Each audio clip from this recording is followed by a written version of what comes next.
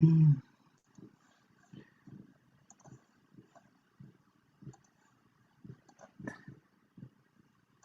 wanted me to mute as well? No, you're good. Okay. Hello and welcome.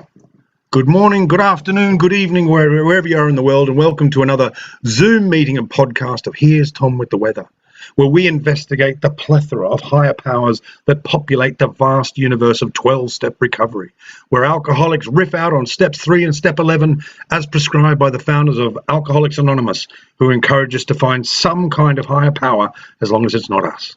We speak to people with all manner of higher powers, from those who are atheists, Sufis, agnostics, Christians, Jews, Buddhists, followers of Islam, Hermetics, paganists, non-duality. We leave no stone unturned. It's our aim to promote understanding and open-mindedness so that alcoholics and addicts can find a higher power of their own to stay sober and carry the message.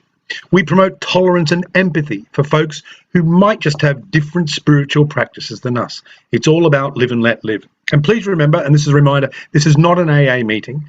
It's just a Q&A with some folks who just might have a different higher power than we might have. And just a couple of quick messages before we go on. We have a website, so if you want to know, see some of these videos and hear about what's coming up on Tom, go to htwtw.com. And also, just a reminder, we have a Facebook page, which is Here's Tom with the Weather podcast. You can join us there to find out what's coming up. And also, just a gentle reminder that this is a free podcast, so we welcome any contributions that you might have via PayPal at gilwriter@hotmail.co.uk. That's GILWRITER@hotmail.co.uk. And anyway, as I was saying, sometimes we talk to seekers, to gurus, and people not necessarily in recovery. But today, that's definitely not the case, because we are talking to none other than Fred Davis. Hey, Fred, how you doing, mate? And I'm doing very well, David. Thank you for having me. No, it's great. And just a quick bio as we do with these, and I'll just give you a quick bio of Fred. So Fred Davis is a spiritual unteacher. He studied and practiced Eastern wisdom for 25 years prior to 2006, when seeking ended, and his true awakening commenced. He is the creator and editor of AwakeningClarityNow.com, which launched in 2011. Fred is long-time sober and is the author of 6 books, including Beyond Recovery, Non-Duality, and the 12 Steps. So you can see why I've asked him along here today. And this book has been described as being a bridge book that introduces non-duality to people in recovery, and recovery to people who are already involved in non-dual spirituality. And as it's said, it's described in the blurb for this book, is that very often in recovery, participants will hit a plateau. In whatever system they're using to clean up and clear up, they sometimes feel like they've outgrown the rigid dogma sometimes found in some recovery programs, but they still have a pull towards the relative safety of their group or tradition. Beyond Recovery, Non-Duality and the 12 Steps offers a way to satisfy both calls. Beyond Recovery, this is Fred's system, is being used as a basic text for discussion groups in the US, Europe, and Australia. Fred's happily married, is deeply devoted to his teaching, his beautiful wife, and his extraordinary canine companions, Willie and Jack. He lives quietly as a chiefly ignored urban hermit in Columbia, South Carolina. How are those dogs, Fred? Are they still going okay? Oh, yeah, that's Willie and Jack. They're here. Amazingly, they are being quiet, but we may hear from them before this is over. Okay, what breed are they, as a matter of fact? I'm a bit of a dog fan, by the way. Yeah, oh, great. Well, I have a Shih Tzu and a Lhasa Apso. Oh, okay. Is that like a Tibetan toll dog or something, a Tibetan bell dog? Yes. But they're, yes. they're little. Yeah. But they are, but, I read about them before we got him, that watch out, or, they will run they will take over the household, and they will run the house. And that's precisely what has happened. They were good dogs before we got them, but we have ruined them. Oh, okay. Being spoiled. Great. That's right. So anyway, this is a 12-step podcast, not a dog appreciation podcast, but we'll crack on. What I was going to ask you just to kick off, and we speak about you being you're long-term sober. I know that you've been sober for quite a few years. Could you just give us a bit of an identification into the time? Who was Fred before you got into AA, and just sort of talk about your spiritual journey before you got into a 12-step program, shall we say? And what was it like in the days leading up to you finding a 12-step program? Well, prior to Alcoholics Anonymous, I really had no moral ground upon which I stood. And I wasn't the worst guy in the world, but there were people who would have thought that. And I had tried to get sober I had been sober on and off for 1.5 years before I actually got sober for this time. You know, it's been 21 years or so between drinks. That's a long time, even if you don't stay sober. So we can't say it doesn't work.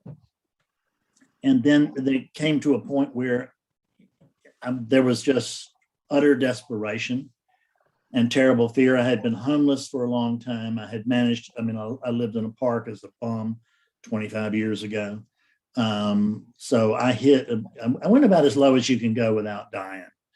And I hit upon a real desperation, and the gift of desperation is what we call it. And with this gift, I quit drinking, but I didn't know that I really quit drinking when I quit drinking.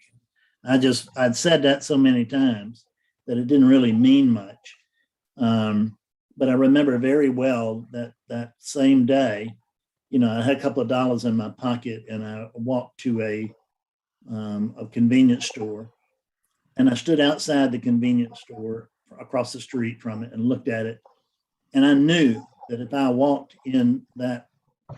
across the street and into that store, that I would die from alcoholism. And there was just I'm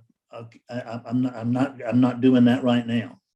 And I don't want to say I keep putting it off, but I only quit for a day at a time, and that's really true. There's not anybody here who can quit for longer. So there is, but AA saved my life. There's no question about it. I met my wife in AA as well. She's a recovered drug addict and alcoholic, and it saved her life just as it did mine. And I passed her a note in an AA meeting when I finally got to be 18 months sober, and I figured, okay, I can do this now. I had been watching her for like a year, but I didn't want any woman who would have me. That's the truth. I knew that I was such a poor pick that anybody would go out and say, well, now there's a prize. It wouldn't be good for me. So I did put it off for 18 months, and we got sober, and I got very active in AA, and I went to am I overdoing this, or you got no. everything? I'm not boring everybody. Okay. No, of course not. So, all right, just checking. So, I got deeply involved in AA, and I began to, soon enough, too early, I began to sponsor people too early. But they didn't get drunk, and neither did I. And so it's hard to say too early now, but it looked too early at that time. I caught some criticism. And but I just kept doing what I was doing, which was I went to AA a lot, and I began to speak, to tell my story a lot, and I was pretty funny, which always goes over well. And so I began to speak, fairly widely on it, and then I got a deal at a recovery center here in Columbia, South Carolina, and I used to go out there every Wednesday and talk to a room of 30 to 50 alcoholics and addicts, and once in a while in a room, the bigger room, which would have 2 or 3 times that. But that was when that really, weirdly, I had no idea that was happening, but it really prepared me for this, to where I developed a confidence in speaking into a microphone.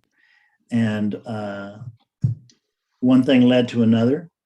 And I certainly had a spiritual awakening within AA. and from the 12 steps, which I worked too quickly, in the sense, I say too quickly, I just worked them like they were in the book. You know, I was so desperate, I just did it just like in the book. And mine was not the beautiful, elaborate fourth step, for instance, where we write everything down, particularly our shortcomings. But I was sincere about everything I did. And what I watched was that a lot of the people who were going to do the beautiful fourth step just never did them, and they got drunk. And mine was kind of short and ugly.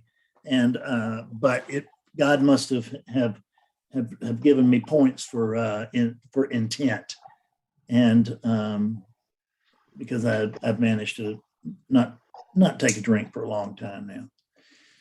It's great. And just briefly, at 2000, when I was 6 years sober, I had another spiritual awakening of a different order, and that's really why I'm here. That's why anybody knows of Fred Davis. I became a teacher 5 years later. Sure. And that is, and it is like it is very good to see you, because it's to get you on here, because I've been on YouTube's a great thing, isn't it, for all kinds of 12-step work. And it's, you know, the amount of teachers and of various, you know, from everything, like say from people who are atheists right through to, you know, holy rollers and whatever. But YouTube is a great sort of resource for anyone looking to find, you know, answers in wherever. And I found you, and I remember seeing a lot of your videos, and that leads me to one of the big things that I used to love was your one-to-one awakenings. Yeah. Now, and I wanted to just touch on that, because what I saw, what was one of the, for any seeker, it's great, you know, to see an actual video of somebody going boom. Yeah, wow, right. I become awake. So there's a two-prong answer there. So there's two sort of sides. What is awakening, or so-called becoming awake, and what is enlightenment? What is that? What does that actually mean? Enlightenment is when I'll use a common term, and I'll say awareness. I usually use awakeness, but it's when the consciousness that you are actually, well, let's start with an easier place. The first line in Beyond Recovery is that there's only one thing going on. And that seems like a good place that people can actually get the sense of. And if we think of that there's just one thing going on, that means that all of us here in this room, and everybody out in my neighborhood, and everybody in the world, and everything in the world, that's actually just one thing. But so there's no individual, although there seems to be, and it plays out in relativity that way. But it's just seen that there's not really a Fred, and that what I really am is not this body, but rather the animating presence that allows this body to move and talk and hear and all that.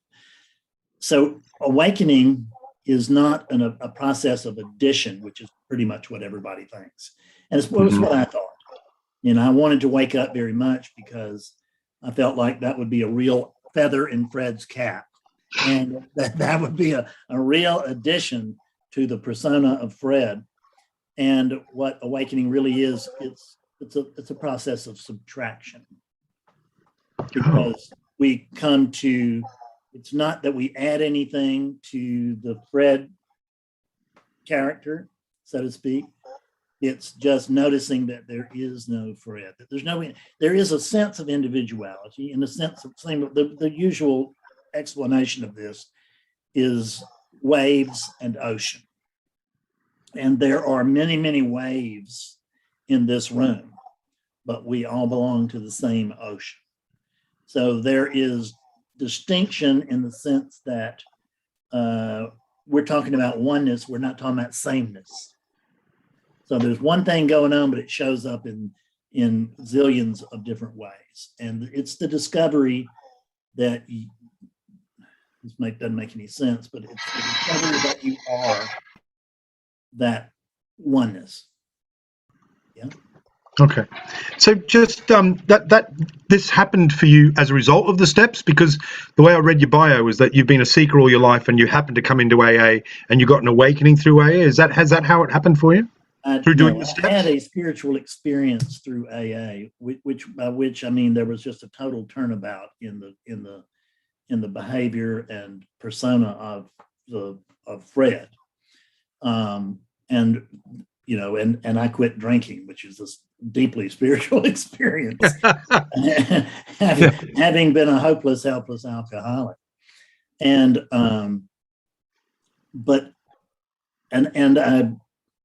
I began to pay a lot of attention to spirituality as a result of AA. Right. I had been a follower of Eastern philosophy or religion, however you want. It wasn't really religion for me, but it was Eastern philosophy for many, many years before I ever got into AA. But once I got into AA, I would not allow myself to look at Zen or anything that wasn't AA, because I had always been so smart that I was smarter than the rest of you guys. The only problem was that I kept noticing that I was very smart, but I was very drunk. And you guys were not that clever, but you were sober. So when I joined AA, I completely surrendered, in the sense that I did as told. I did as I was told. And there wasn't a lot of resistance. There was a lot of internal, well, I don't get this. And I would remind myself, you know about the little red book, which is the little, yeah. There's that book taught me one thing of great importance. I read the first couple of chapters of that book for over and over and over for months, because what it did was it absolutely convinced me that I was insane. So when I would begin to rock the internal boat from what I was, they want, I'm supposed to like pray, and I had been a Buddhist for many, many years, and you can get sober as an atheist or anything in AA, but I was encouraged to, because I told him I didn't believe in God, right, and or didn't believe in that sort of thing, and I'm in South Carolina, so there's a lot of which is the very conservative part of America, and there was a lot of encouragement that I see if I could find one, because I said, well, I don't believe in that. And they said, are you willing to? And I went, yeah, I'm willing to believe in it, but I just don't. But they told me that willing to be willing was enough. And that developed into a very strong sense of connection.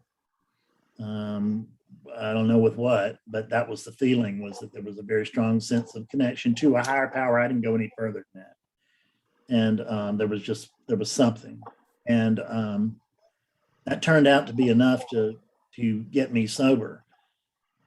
But 6 years into AA, it was actually after I did, this was a result of my 9th step, which is where we go make amends to everybody. And as a result of my 9th step, I got into some legal trouble, which was not really unexpected, but it just came much later than I had anticipated. And my enthusiasm for being honest was really, really good when I felt like death was right at the door for this alcoholic. But once, I could put some distance, 6 years of distance between me and death, then I wasn't quite so keen in owning up to things, but I was forced to, right? I was forced to stay honest. I never got anything that I wasn't forced to get. That's just the way I learn. I learn through suffering. And so as a result of that,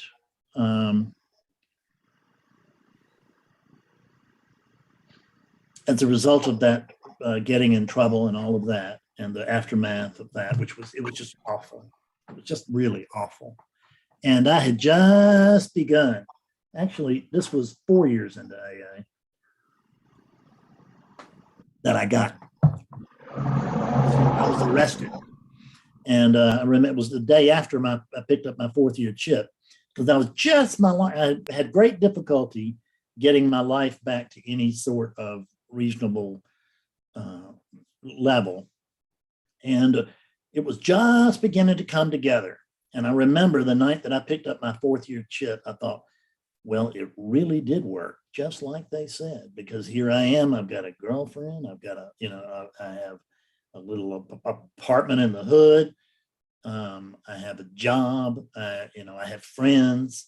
This is just really unbelievable. And at 8 o'clock the next morning, the police came to my front door and carted my ass off. So I didn't get to rest on my laurels very long. And as a result, it was 6 years on. It was a couple of years before I came to. We didn't actually have a trial. It was just a cop to plea. And but there's a thing where you have to go do that formally, and it's in a courtroom. And when I found out I got put on probation, and when I found out the limitations of that probation, and I could see what would happen to me if I screwed up probation, I just felt like I can't live this probation. I can't do it. And there's no way I can do it. And I don't want to do it. I don't want to live. And so I began to plan my suicide. But I had a problem, which is that my then girlfriend, now wife, had a partner who shot himself in the head 2 years before. And I had been with her when that had happened. And I saw the chaos that he left. And I saw the toll that it took Betsy. So I decided I did not have the right. This is growing moral. This is huge moral growth on my part. I may not be very advanced now, but you should have seen me when I started. So the fact that I would take my wife and my then girlfriend into account is just, that in itself is a miracle. But I did, and I ran it past her. I told her I just can't live this. I have to get out of here, and I'm gonna. And she answered me in what is the perfect line to answer somebody who's suicidal. She was just so brilliant, and she looked at me and she said, "Well, let's keep that as an option." What do you say? Nice. Such Empathy. a reasonable Nice. request. Yeah. And it was like, okay, well, I think I can live with that as long as I've got that option.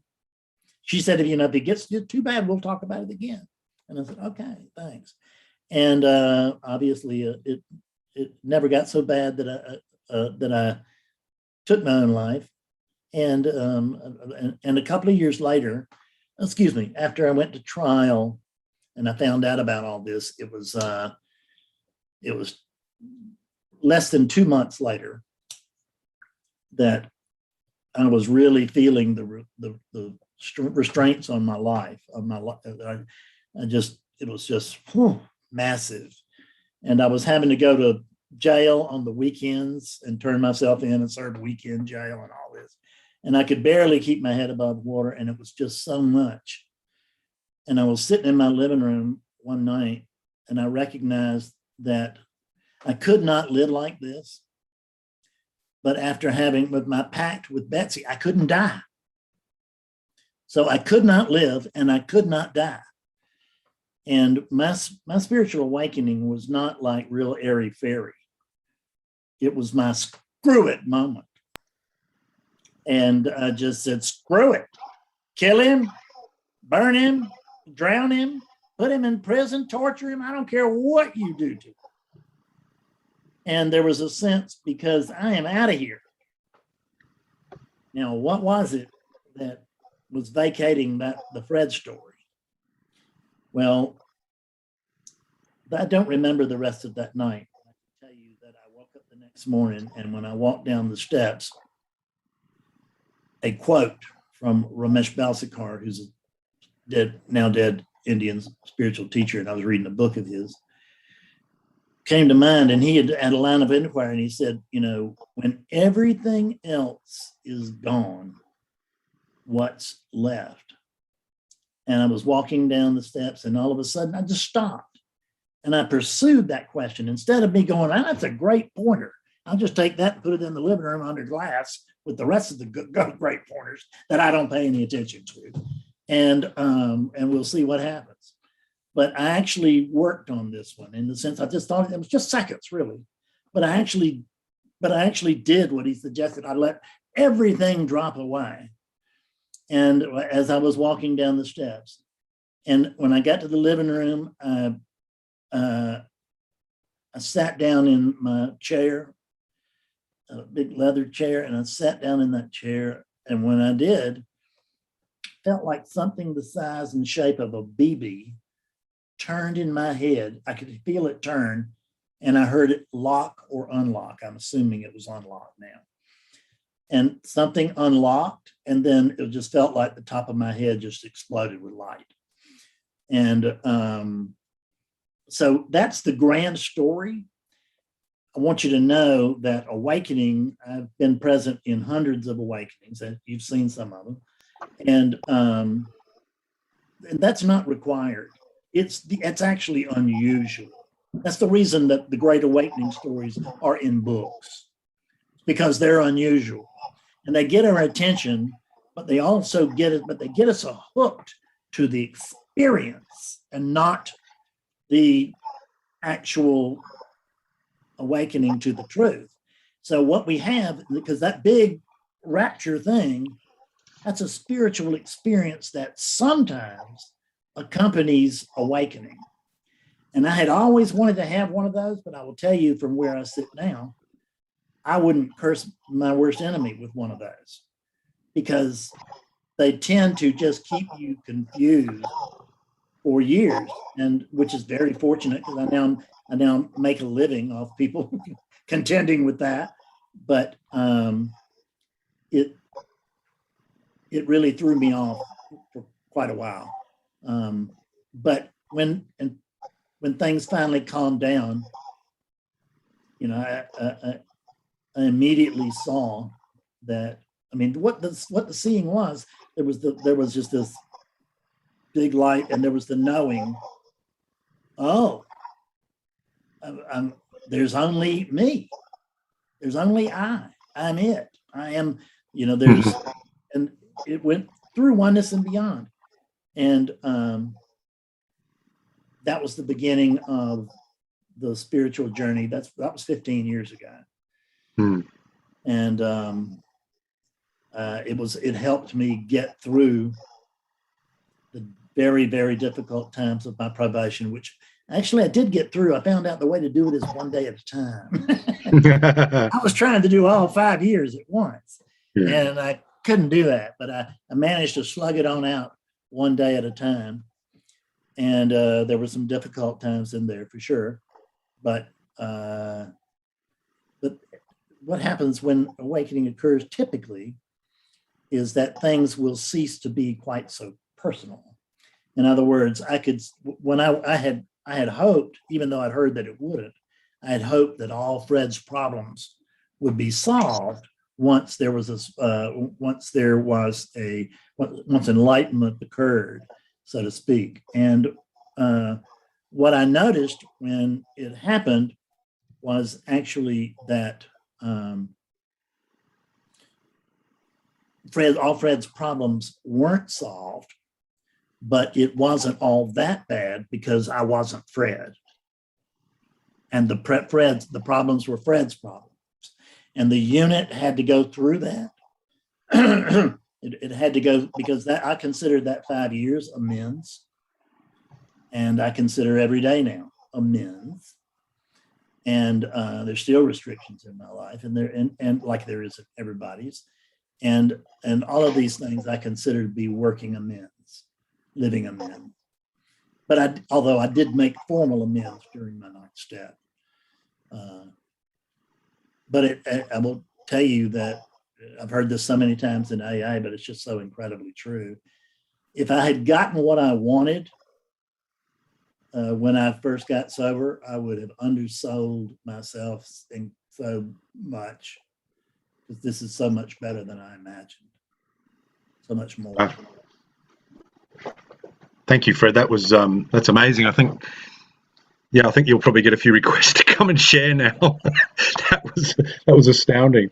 So just let me get this. So your kind of long and winding road, to quote Paul McCartney, got you to a point via the steps where you went through a painful experience where a switch went on, the BB, I love that analogy, got into the slot and something kind of fell away.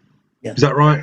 That's correct. And that's the perfect description, is to notice that what we talk about is when we say it correctly, we say something fell away.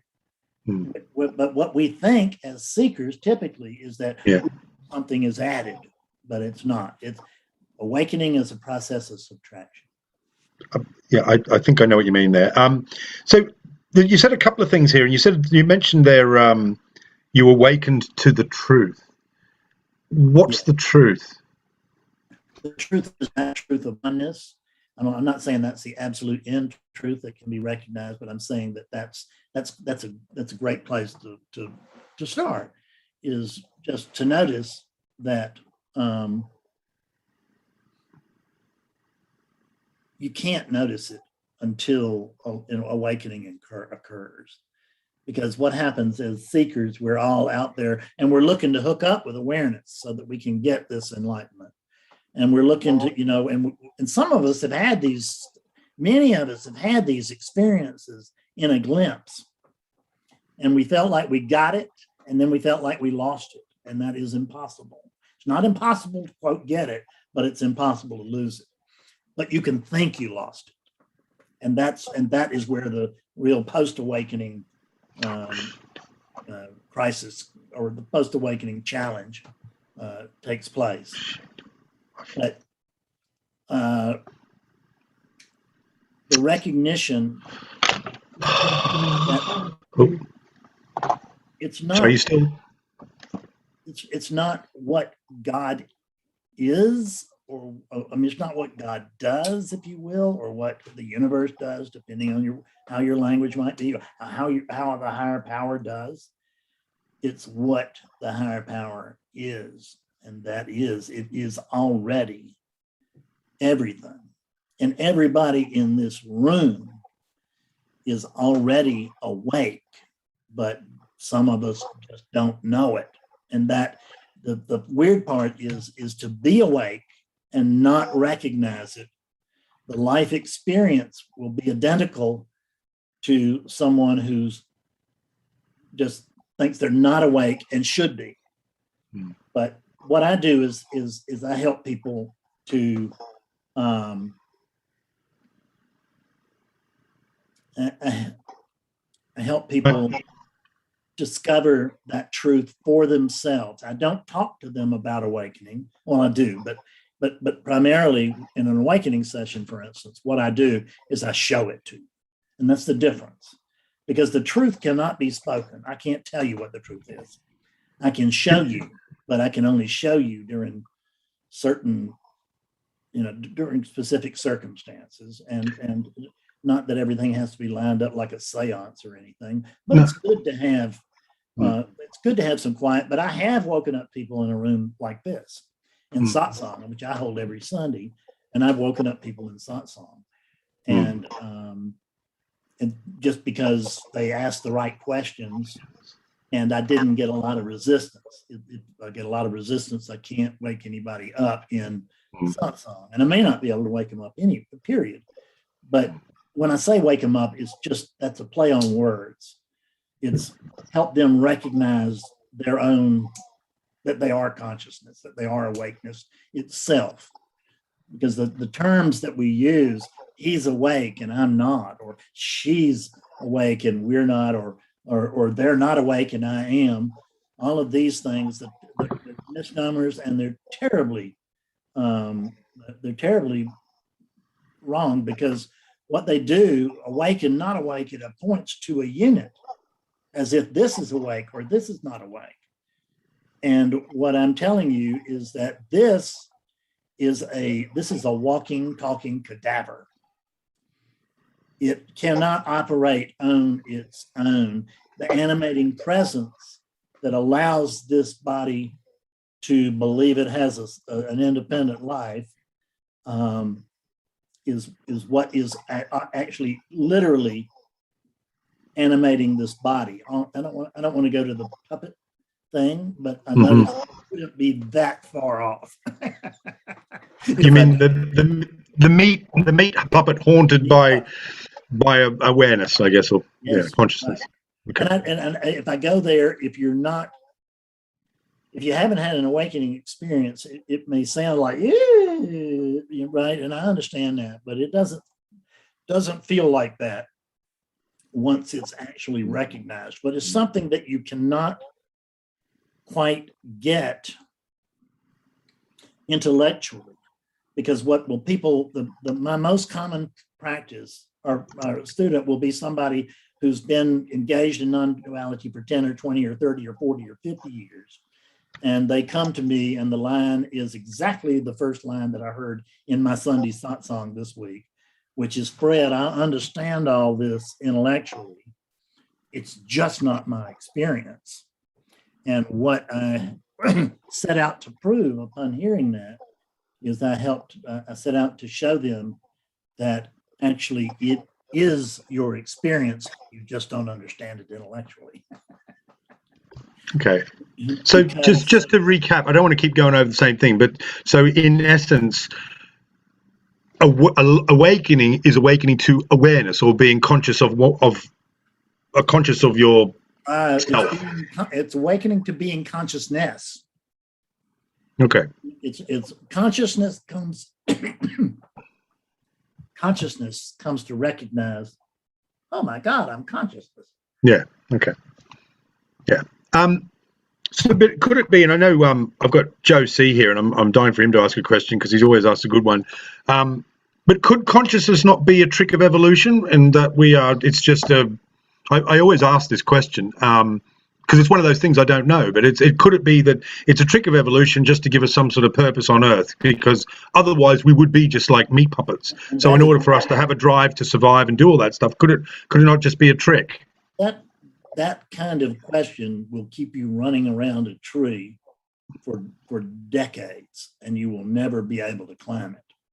So all I can tell you that there's just it from my point of view, from where I sit now, the only question that the thing that I would really answer in there is, who wants to know? And that's going to be a character wants to know the question. And then when the moment a character gets a question, you'll notice, it has a question answered, you will notice that automatically there's another question. You can't get to the bottom of that barrel of apples. Like a child in the terrible twos. Why is this? Because well, then why is this? It just goes on and on and on. They'll drive you crazy. I remember a niece of mine who drove me crazy in her terrible twos. And but I had my terrible twos, and they lasted 24 years. Which is how long I looked for the truth before it discovered me. I never did find out the truth because there's no Fred Davis to have found it. This is consciousness talking to you now. And if we really wanted to boil down to, this is consciousness talking to consciousness. And the weird thing is you notice that this is consciousness talking to consciousness. What is it? What is the subject of our conversation? Well, it's consciousness. Sure. There's no other subject, and there's no one else who could talk ever. Thank you very much, Fred. This has been great.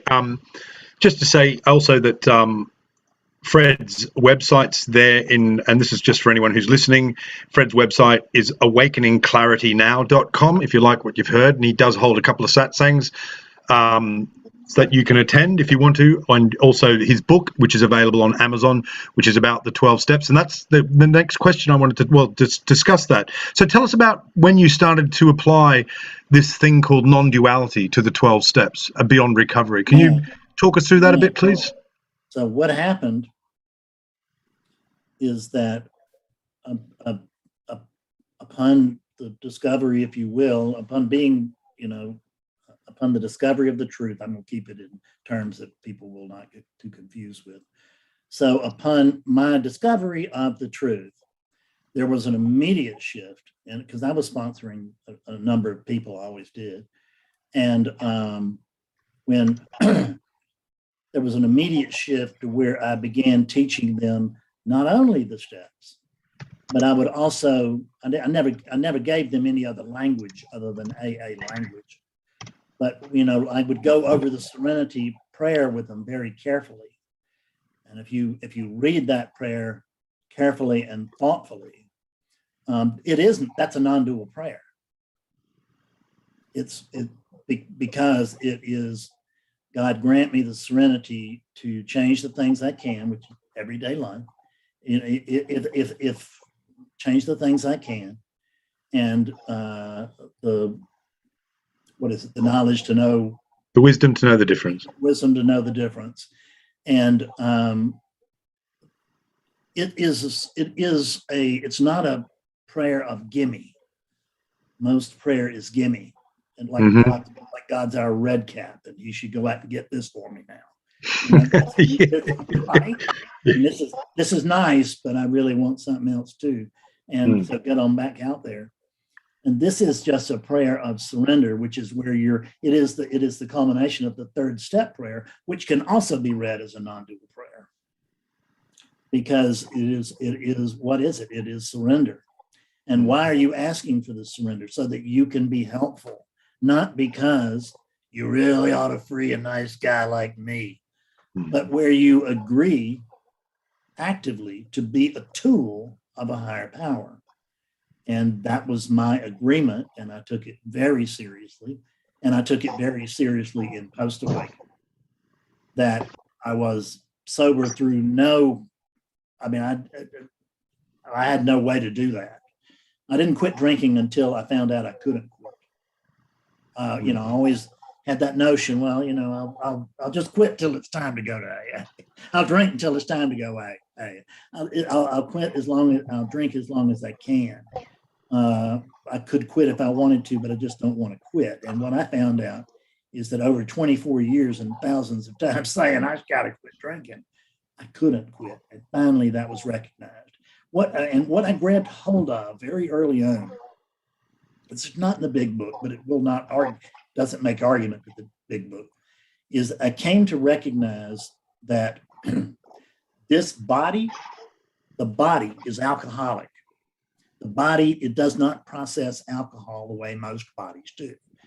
And recognizing this, what that did, it cut off from me all the helpful suggestions that I always got from my mind that you can just have the one, or nobody's looking, or, it's you're in a different state. Surely you can drink here, or whatever. It's the recognizing that I had a body that could not process alcohol successfully. I had also to notice the other side of that, which is that I had a brain who kept saying, yes, you can. So, right? So I kept doing whatever the mind kept telling me, making suggestions, which I was prey to. I mean, the mind would suggest, this is really difficult. You're going to drink sooner or later. So why don't we just go ahead and drink now? And that would make logical sense to me. But not once I realized that I had a hard thing here. This body could not process alcohol. And the Red Book had already taught me that I was insane. So I could cut myself off from the sage advice that the brain kept giving me. Right? Yeah. And great. So, but with so in the same way that I've mentioned the Serenity Prayer and the third step prayer, I never tried to get anybody to understand this in AA. I didn't really talk about it much. I mean, I was this deep in it, but I didn't. For me, the idea of AA was to help people quit drinking. And it was not necessary to put them on the loftiest spiritual shelf that there is. There was an old guy in AA who'd been around forever, and he once told me, Fred, the difference between a halo and a noose is 12 inches. So it wasn't my job to save souls. It was my job to at least make myself available to save hopeless alcoholics. That's a really lovely explanation. So moving quite along, because we've only got about 20 or so minutes left. So I'm going to hand you over to our regular panelist, Joe C. Joe, have you got a question there? You wanted to say something? Asking you to unmute. Sure. Thanks very much, Fred. Really appreciated that. Hi, Joe. And good to see you. Good to see everybody. James, how you doing? David, good to see you. I saw Kaiser on the screen for a while. Hey, man.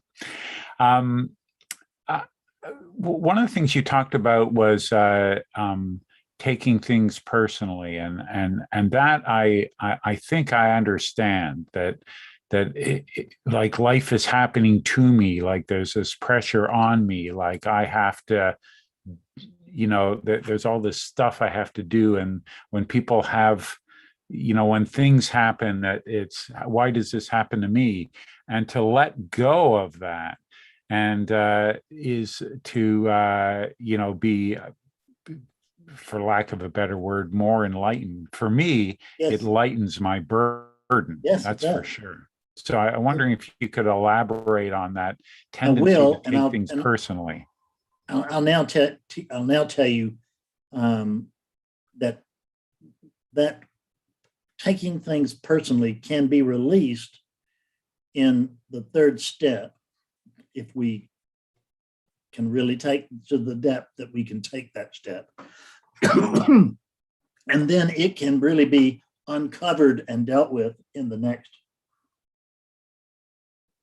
9 steps, particularly the action steps of writing everything down, getting a sponsor, and sharing it with, with God and another human being. And so the way that I teach it now, so working the steps is the clue to that, because it's absolutely vital, because I'm actually not an active AA member now, but I was for 11 years. And during those 11 years, I was able to watch a lot of people get well and to watch some people die. And the death of most alcoholics, in my opinion, is due to resentment. And resentment is doing what? It's taking everything personally. And that's the way I lived. Everything was personal. I mean, if I heard on the radio, the yen went down in Japan today, 3 points. And I'm like, those sons of bitches, that's really going to hurt me, right? Why are they letting things fall apart in Japan? And so learning that I have to live with this. The thing that I can really change, and this includes alcoholism, the thing that I can really change is I can change where I'm looking at things from. Because when I'm looking at the world from a body, then I've got a keyhole, I'm looking through a keyhole at the universe. But my viewpoint is always centered here. So it's my view of the universe is, how does this affect me? I just want to know how this affects me. And if you take the point of view from a higher power, what you will notice is that there is no point of view. There's no specific point of view. And when I look from the vastness at everything that's going on, then I actually truly cannot find anything wrong.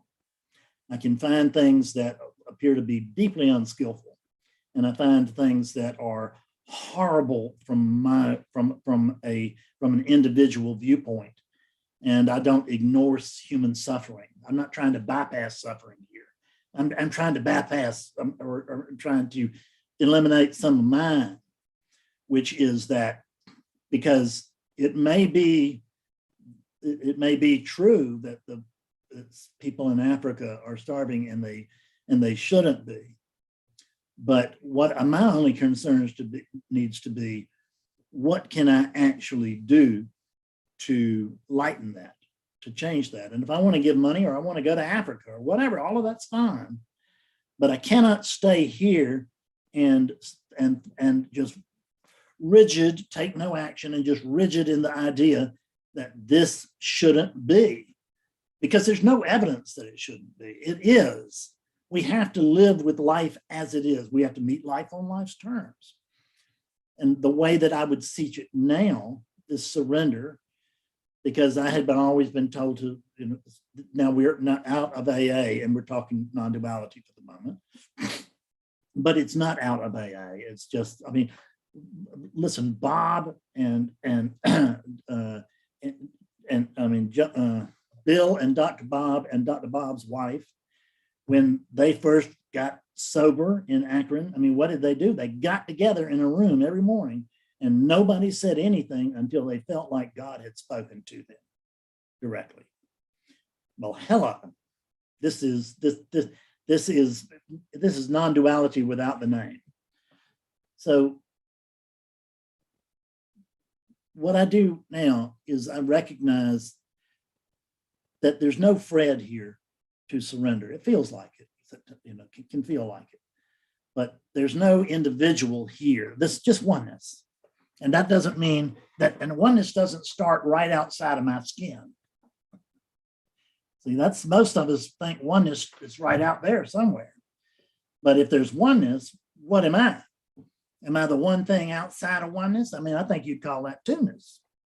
So from my point of view, what we do is recognize that there's no independent entity that can surrender to God or surrender to the universe or surrender to awakeness, whatever you want to call it. Can't happen because there's nobody here. Because people always ask me, how do you surrender? How do you surrender? And my answer used to be, well, you do it twice a day. Once when you wake up, once when you go to sleep. You just let go.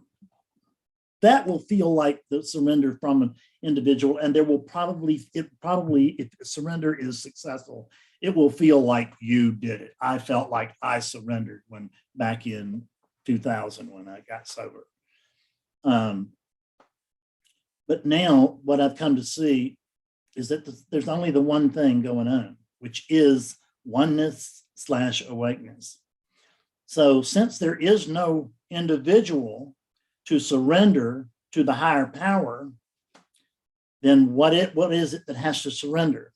And I'm going to suggest that the higher power, which I find no differentiation between this and the higher power, that's not arrogant. It is actually coming from a place of deep humility, although I don't know much about humility. And but awakeness has to surrender to relativity. Awakeness has to surrender to everything as it is. And what we can notice, if you can notice that this is what is, we talk about what is, but we think we're talking about some other what is, and this is what is, and with this, recognizing that this is it, that this is what is, what I notice is I cannot find a comparison and I cannot find an alternative. So I am obliged to either surrender or suffer. And it will feel like Fred is or isn't doing that, and it will feel like Fred is or isn't suffering. But that's not necessarily the way it plays out, if you will, cosmically, as I see it. Thanks very much. Cheers, Joe. Good to see you. And I know our resident groovy guy, James Lebowski, wanted to say a few words. Lebowski, do you want to come in? Yeah, sure. Thanks, David. Hi, Fred. Hi, how are you? Yeah. I've been a big fan of yours for many years. I wish I had a question. If I'd talked to you about it like a year after I started watching your videos, I'd have like about 50 questions. And be grilling you, trying to find the specific answers I was looking for.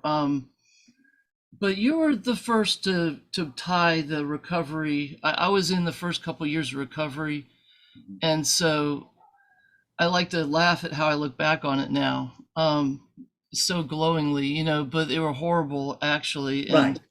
Yeah. And I could identify with your story.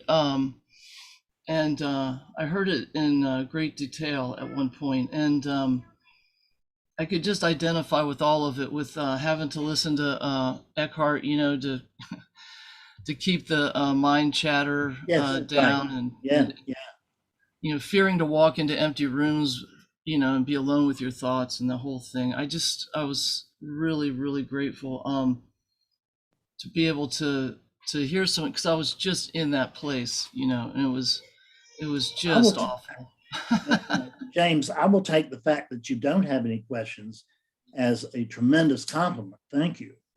Oh yeah, no, thank you. That's what I'm saying. Thank you very much, because here I am, almost 11 years later, and I just don't really have. Yeah, I'm done with all that. But it's I like how you touched on how this seeking can become like your next addiction. It is. I have to have that. The reason I'm puking in the shower is because I don't have that, even though I'm not still using. I'm so sick, and I don't know really what happened, except over time, I started to allow, like you said, the surrender. Mm-hmm. But and having some compelling reasons to just stick around one day at a time. It's very difficult to just allow everything to be as it already is anyway. Yeah. Sounds like a no-brainer, but it's not. Yeah. It is very difficult because I got an idea, says Fred. I have an opinion, says Fred. I have he's dead now, but I used to have a barber, and his name was Fred. And every month when I would walk into his shop, I would say, "Hey, Fred, how you doing?" It's kind of a joke. And he would say, "I'm doing fine, Fred. How you doing, Fred?" And I answered in the same way every time. I would say, "Well, Fred, I got to tell you that in the absence of my opinion, everything seems to be going along nicely." And he loved that. He didn't know what it meant, but he felt something from that, because he would it had a lot of impact for him. Not meaning that he woke up, but meaning that he began to recognize the emptiness of personal opinion. There's nothing personal going on. There's the first line in Beyond Recovery is just one thing going on. So is there anything else that I need, so if someone is thinking harshly of me, so to speak, as far as from my point of view, that's just another empty-headed unit with ideas about this empty-headed unit. So we need to take any of that seriously. Yeah. No, well, it's that sense of humor and that sort of Rule 62 approach to all these big questions, there's just a number of folks, but I really do want to thank you, because eventually I was so close, someone just had to nudge me a little bit, Yeah, right. But it was a number of folks like yourself, and especially being able to identify with the fact that, the egomania of early recovery. And I loved your analogy. I don't know if you used it here, but, just the whole being in the mud puddle and looking up at, anyway. Yes. It's about to get loud here. One of the blessings of recovery, but anyway. There's too many blessings there, I think, James. Yeah. Cheers, mate. Yeah. All over the place. Cheers, James. Thank you, James. It's great to see you. Now Kaiser is usually comes here, but he's been busy working in Los Angeles. But Kaiser's kindly graced us with his presence, and he's got a question. So I'm asking you to unmute. There you go, Kaiser. Hey, everybody. I got a quick question for you. Okay. service is a huge part that I've learned with my sobriety. And a lot of the times when I'm of service or doing that kind of thing, I find myself kind of relieved from all of those taking things personally. It's almost like a new way of being. And I'm sorry for putting all that stuff into your head, but I want to get your take on service. How has that changed, and how is that empowered or not empowered by non-dual thinking and stuff? Because it's something I think we all, non-dual or not, get to share. Well, when there's only one thing going on, who do you think you're serving? You got to be serving yourself. There's only one. So if I'm helping somebody, that is helping me. And by getting out of the idea of an individual, because like I said, I was so self-absorbed, all I cared about was how did things affect the Fred unit. That's what I wanted to know. How did things affect the Fred unit? And so to get out of that, like I said, I did a lot of sponsorship. I talked at the thing. I did a lot of talks at AA meetings, and I did a lot of, I gave a zillion talks at recovery centers. So service was a part of me. It seemed to be that's where the rubber met the road, really, is that there was, because that doing service for others, it does, you because you dig around in other people's problems, you come to find out yours really aren't that bad. It's there. And so getting out there and getting involved with, if you will, from either standpoint, with in service to the higher power, or getting out there and helping somebody as they tread this path, it does take you out of you. And I think it's very important. I think it's a very important part of sobriety. I'm going to just put one but in here, and that is we just want to make sure it doesn't become our new addiction. Mm-hmm. Because I've seen that happen, and I've seen lives including mine, get very, very one-sided. My sponsor was service.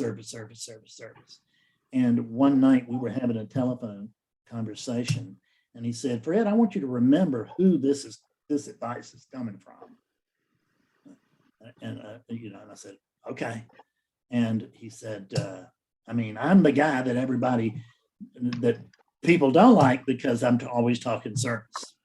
That's right. And he said, "I'm telling you, why don't you start doing a little less service work?"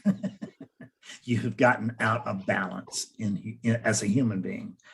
And I took his advice to be true, as I did the great majority of his advice. It was wonderful. He's a wonderful guy, still alive. And so we want to be of service, but that service work must include us. We are also a suffering alcoholic, and we need service work also from ourselves and from others for ourselves, so that we have to be careful. I used to be considered one of these fonts of wisdom in AA, and we want to be careful because it's nice to be able to be helpful with your advice, perhaps, but you don't ever want to begin to think that you are the wisdom. You recognize that wisdom comes through the unit. And if you start believing your own press, you're going to get drunk. I've seen it happen. I watched a guy 19 and a half years sober, 19 and a half years. And he began to believe his own press, so to speak. Everybody thought he was the greatest guy, could do service. And he got drunk as a coot. And the last I heard, he never got back. He tried, but he never got back in. So that's a good place for us to understand that balance is important. And even we don't want to get addicted to seeking, although we can't not. It just comes. I never chose to be a seeker.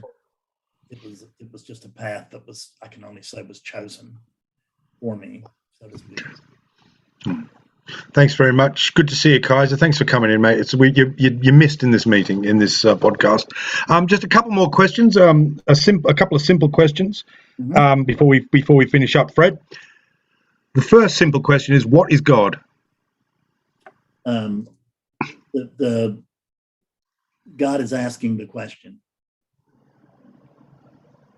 Okay. Is God? Is there a divine intelligence that guides us, that nurtures us and looks after us? Is it? That is another one of those questions that you can. Okay. Right. In other words, what I'm talking about is the reason I point these questions out is that that's what I do for a living. Sure. That question is coming from the character that you think, that we think we are. Like Fred Davis had endless questions and you couldn't satisfy him. What I have come to notice is that the Fred Davis thing is unsatisfiable. And so the asking the questions keeps me from looking inside. Wondering what's happening outside, I don't have to look inside. And this thing is found inside. It is really and truly, it is an inside job. Everything you hear about the inside and everything, it's on target. But it doesn't necessarily mean inside this body. It just means that as oneness, you don't have any outside. I asked that to all our guests, so that's a good answer. Yeah. Good answer. Thank you very much. Yeah. So final question, and I was just going to say to you, we usually have a bit of a chit chat afterwards for about 10-15 minutes. So if you do us the service after we finish, when I stop the recording button, would you hang around? And I'm sure there's people that want to ask questions that they don't want to ask while we're recording. If you wouldn't mind, that'd be great. But the final question is this, that we ask all our guests on Here's Tom with the Weather, and it goes like this. So book sales have gone through the roof. And all of a sudden, you might already be a millionaire, but you certainly become a multi-millionaire and you're rolling in money. And you decide to take your good lady wife and those canine friends of yours on a big super yacht. You've bought a super yacht and you set sail from the nearest port to wherever you are, and you head off on the Pacific in this super yacht. You've got all your worldly possessions and a massive big library and all the food you can eat and all the spiritual books that you can eat, and you're setting sail, and somewhere off the coast of Fiji you strike a coral reef. The boat unfortunately starts to sink, so you get the good lady wife, you throw her overboard, she swims to a deserted island, you throw the dogs over, they swim to the deserted island, you've got only seconds, you've got a plastic bag, you run down to your library, this beautifully stocked library that you've got, and you've got time to grab your favorite book, throw it in the plastic bag, dive overboard and join said wife and pups on the deserted island to await rescue. What's the book? Who's it by and why? And there's a disclaimer, it can't be any of your books and it can't be the big book. What's your favorite book? I Am That. The title is I Am That. It is a collection of Nisargadatta Maharaj. Nisargadatta Maharaj. And it's a collection of his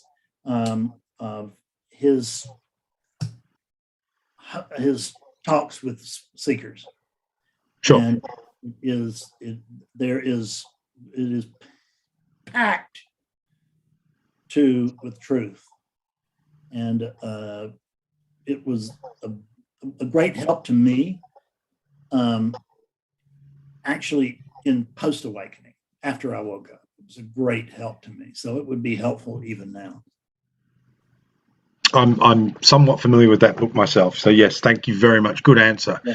Thank you. So Fred, it's been great having you here. Just to remind everyone, next week we have a guest who's going to be discussing the 12 steps and tarot card reading. So you don't want to miss that. I might even have my cards read live. I'm looking forward to that. I'm sure they're all marked. But Fred, it's been wonderful having you here.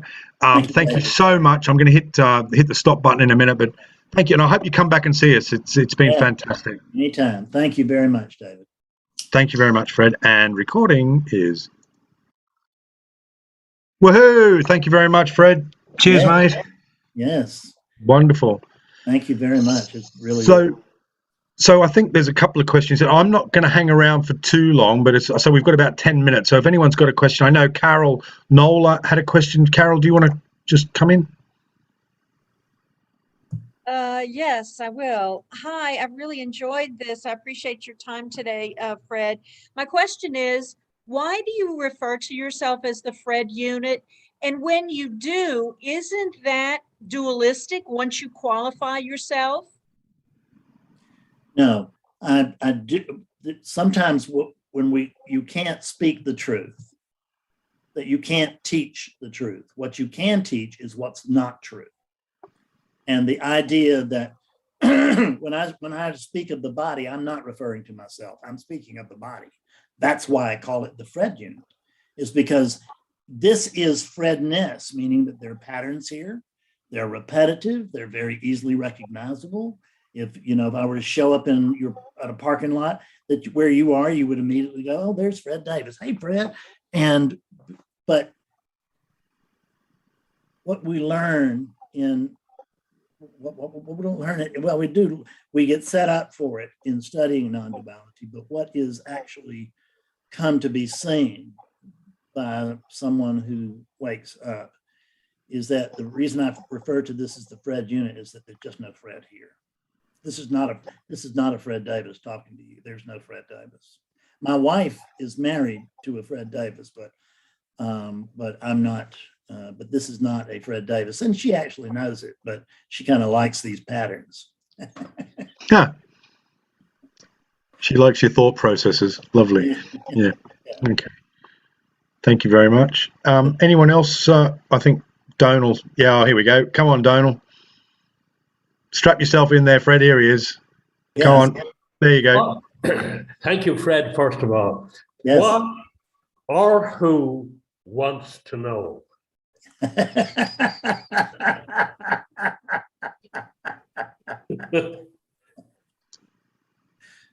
What wants to know? What or who? You say who wants to know? Oh, what? Whoa, yeah. Oh, I see what you're saying. Yeah. Right. What would be is what's more accurate? And I watched you and your wife during this, and I could see that you were getting it. I know where you're at. That's wonderful. Good for you. And what is actually, and what I do with inquiry is I actually teach people to use what, and I will say who in mixed company, right? But but in what I do, I would typically move very quickly to what, and so it really is just what wants to know, and when we're seeking, what is seeking, and what is that seeking for? Because what we come to learn is that the prior to awakening, this sounds harsh, and I don't mean it that way. So just take this as a spiritual thing that maybe some of you don't understand yet, but don't reject it. Is that what we can come to understand is that every step on the spiritual journey is a step away from the truth. Because it's true nature looking for true nature. It's the one thing looking for the one thing. Because it's leaving this thing out of the one thing. That's not oneness, it's two-ness. I've woken up, I remember one physicist that I woke up, and I asked him a very direct question, but I asked it in a backwards way. This is the backwards teaching. And I don't want to give away what the question was, but he burst into, "Oh, I can't not be oneness. I can't not be one. Oh my God." And so he said, I should know. I'm a mathematician. I should be able to, I should know this. I should know, but I can't not be it. And I wanted to go ahead and move on with the session, but he was stuck right there in that room with the idea of I can't not be it. So it's whatever it is, it's not other than you. And or rather, I should say, you are not other than it, but that does not mean that you are equal to it. Not other than it, but you're not equal to this, because you need awakeness and you need awareness in order for life to take place. And see if right now, just see if you can find anything outside of your awareness. And I don't think you can. It's impossible. So you need this awareness in order to be, and this character needs awakeness in order to be. But awakeness doesn't need this character, right? Awakeness actually has no needs. Great. But but don't think the unit is not living in a world of bounty, because that's one of the reasons that gratitude is just an ever-running fountain here. Because I realize that I don't deserve any of this, that I didn't do anything to earn any of this, and that this is my experiencing anyway. And it is a huge boon to recognize that you are consciousness, and you are conscious awareness living through a human being. And because what happens is we come to see that everything counts, everything in relativity counts, everything does. But in the end, nothing matters. And so everything counts, but nothing matters. It's the one, but I like to come back, say everything counts, but nothing matters. But everything counts. Because I want to harp on that. Otherwise, we will use non-duality as a tool, as an egoic tool. Well, there's no one doing it, and I'm not responsible. And I will say that I don't want to say that there's a Fred here that's responsible for everything that happened, but I can damn well tell you that there is that this body is accountable. The buck stops here. And AA is very good at pointing that out. AA and non-duality, if the authentic non-duality doesn't put you in your head, it takes you out of it. Because, and waking up is the term that we use, but we sort of wake down, because the body is actually doing fine. It's just the head that says that this isn't perfect as it is. But the body has no real arguments. And we wake down into recognition that the world devoid of opinion, the world without the commentary, that I don't need to seek peace, I am peace. Wonderful. Well, listen, Fred, you've been a great sport, mate. Thank you very much. I'll let you go and walk those dogs or do whatever you got to do. Yeah, it's been an honor. Send me a link when this goes. Oh, this is already live. It is. I'll send you a link to the Spotify thing and all that. It's been wonderful. Yeah, it's been one of the. We've had a lot of good ones, mate, but this has been awesome. Thank you very much. Thank you very much. Thank you, Fred. Yeah, my pleasure. I have a lovely poem about a dog for you if you want it. Yeah. Thanks a lot, folks. See you later. You've been a great audience. Bye-bye. Cheers later. I'm going to end the meeting in 10, 9, 8. Good to see you all. 7. Bye, David. See you, Rich. Good to see you, Rita and Donald. See you, James. See you, Patrick. Cheers, Joe, mate. See you, Kaiser, Mickey, Michael, Marty, Jim, Mickey. It's all good. Thank you. See you all later. Yeah, take care, David. See ya. Have a